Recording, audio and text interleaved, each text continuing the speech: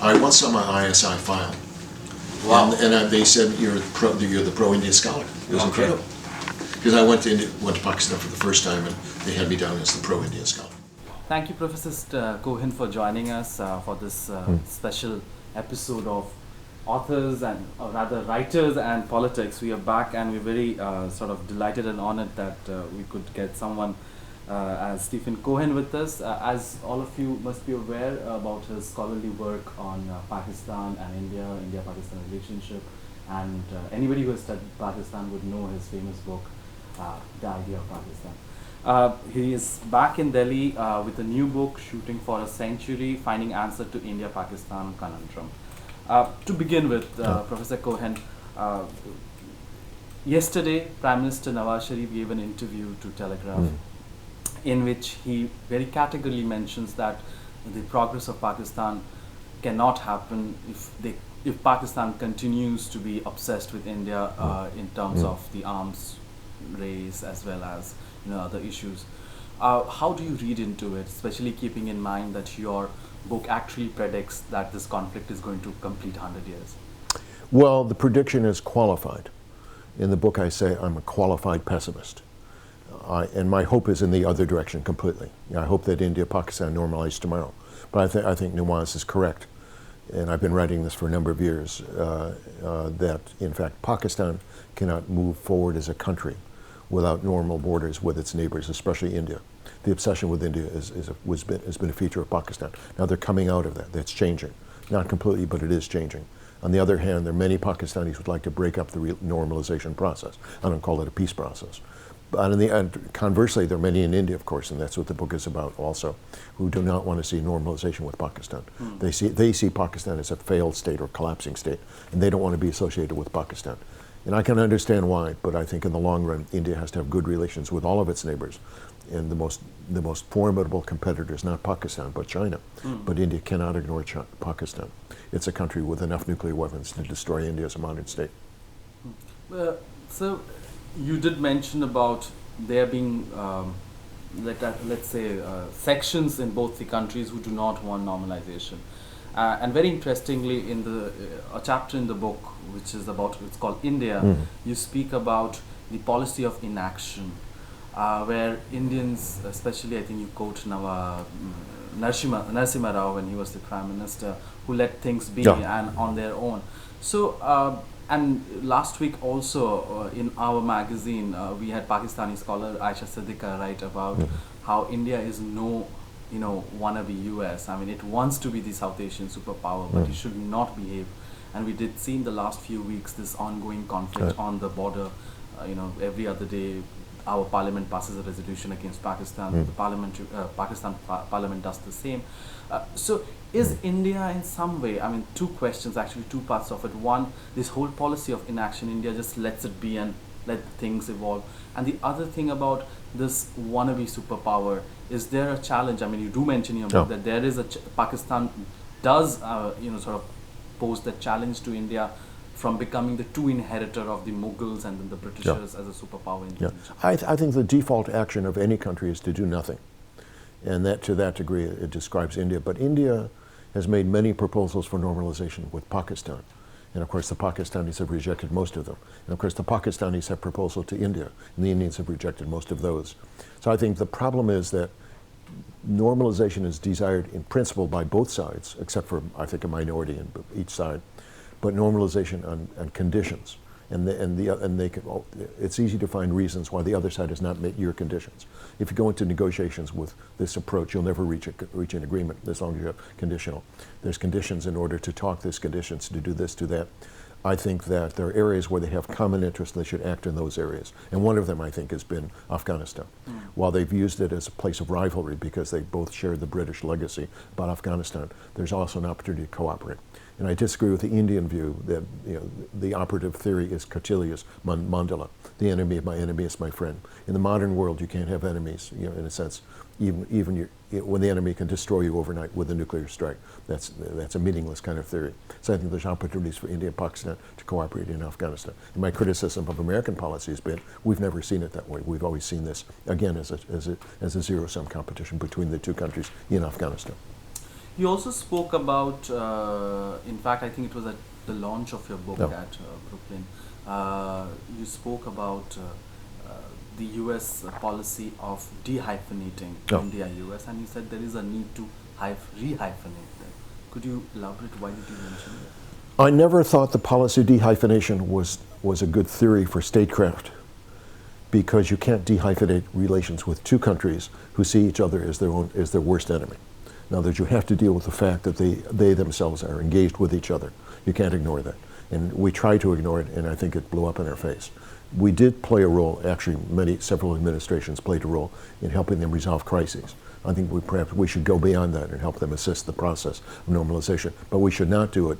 We should not impose ourselves on either India or Pakistan or the process. In a sense, the Indians and the Pakistanis have to decide where we could play a useful role, where the Europeans could play a useful role, and we should be able to stand ready to do that. It's not our decision, it's your decision, it's the Pakistani decision as to what the American role would be. But Professor Cohen, in terms of being, how true is India and Pakistan when it comes to resolving the issue? I mean, we do see statements from the Pakistani Prime Minister, whom to an extent we understand has come back to power with a mandate, and he did mention that the mandate can be seen as a mandate to normalize relationship with India. But on the other hand, in India, we see a Prime Minister who had tried in his past to push for better relationship with Pakistan. We remember the famous or the infamous Sharm el Sheikh agreement in Egypt, in which Balochistan was mentioned for the first time, and he did try to give that space to Pakistanis, and he himself being born in Pakistan, which another your chapters do mention about the Indian politicians born in Pakistan who wants to normalize relationship. But then again we see the parliament in India not functioning. We see the opposition's voices being really sharp and harsh against Pakistan. And you also see terror attacks. We do see terror, but the terror attacks have gone down, hasn't it? On India, yes, but still there's concern about Pakistan meddling in Indian politics, especially communal politics here. On the Pakistani side, there's been evidence of Indian support for terrorism against Muslims. There's several cases have been involved. So each side can find reasons why they should not move forward. But what I want to ask is that how sort of real are these concerns, and how real are the intentions of the leadership in terms of normalizing the relationship? Because India, at the end of the day, you do have, again, one day the Prime Minister wants to play down the thing, next day the opposition says something, the media says something, and again it's back and the parliament passes a resolution, which in practical sense means nothing because there's nothing that helps. So is there, I mean, it's like it seems one step forward and two steps back. One step forward, two steps sideways, one step back. Okay. A lot of time they're going in circles. India chases Pakistan, Pakistan chases India, and nothing happens. I once had a meeting with Zia, and he complained to me that Pakistan had proposed joint defense agreements with India, and Nehru rejected. I said, well, you proposed to India what they proposed to you.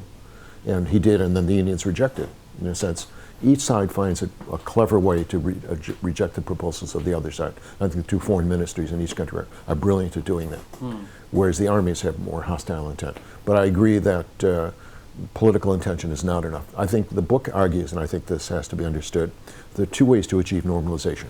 I won't say peace, but normalization. One is a group of strategists on each side get together and decide normalization is our interest. Then that is the policy, and eventually people come along with it. That hasn't been possible. Normalization, each side wants normalization on its own terms. The other approach is bottom up. I'd say the peace groups, the business communities, they believe that popular pressure for normalization, whether it's business interest or peace groups and so forth on both countries, candlelight vigils on the line of control, that this will create pressure on the politicians and the strategists, and that won't work either. I think it has to be a combination of bottom up and top down.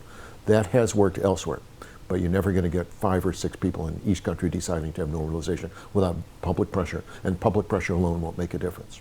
But if you were, as an observer of the region, to look at the public pressure, as you mentioned, between these two countries, is Pakistan more, Pakistani public pressure, is it more towards normalizing the relationship vis-a-vis India? It's changed enormously over the past 8 to 10 years. Fantastic change. I think most Pakistani civilians want to have a good relationship, and India is not demonized quite so much as it used to be in the past. But again, there are episodes and incidents which harden Pakistani concerns. The failure of reciprocity. Ask how many visas have been given to Pakistanis to come here. You'll see the number is actually still very small. How many Pakistani students study here? Very few. So I think there are ways in which the governments could unilaterally, in fact, make a difference. But the bureaucrats are really unwilling to do this. But do you also agree with what former Prime Minister Gujral mentioned, that the onus of improving the relationship lies with the bigger brother in that sense? That's the Pakistani view. And the first time I went to Pakistan in 1977, Pakistani general said to me, "We're brothers. But India is the big brother, and the big brother has the responsibility of making the first concessions to the little brother." Well, India has a psychology where it's not the big brother. It feels insecure and threatened by Pakistan and by China and by the Americans at one point also. So India has a complex about an inferiority complex vis-a-vis Pakistan. So in a sense, it's difficult for India to make those kinds of concessions. Last two questions. One, you did mention briefly about the economic relationship. In the last 1.5 years, we saw enormous sort of development on the economic front, to an extent that even the visas, I think they've already started issuing visas to businessmen who can go in multiple cities. Also, there's talks about the investments across. Do you see this as a realistic solution in that, and do you see anything happening? And also, if you could mention, what has the army got to gain from economic benefits? The Pakistan Army? Well, the Pakistan Army has realized, I think, since Karamat was Army Chief, because I talked to him about this then, that the Pakistan economy was failing, that the army could not sustain itself with a failing economy. So they see it in their interest to normalize with India. But they're worried about political, making concessions on Kashmir and other things. But more important than this, the Pakistan army is up to its nose in an insurgency against the Pakistan Taliban. So the army itself is reconsidering the priority of the India threat. Kiani has said publicly that while the Indian threat is the long-term threat, the immediate threat are the terrorists in the tribal areas.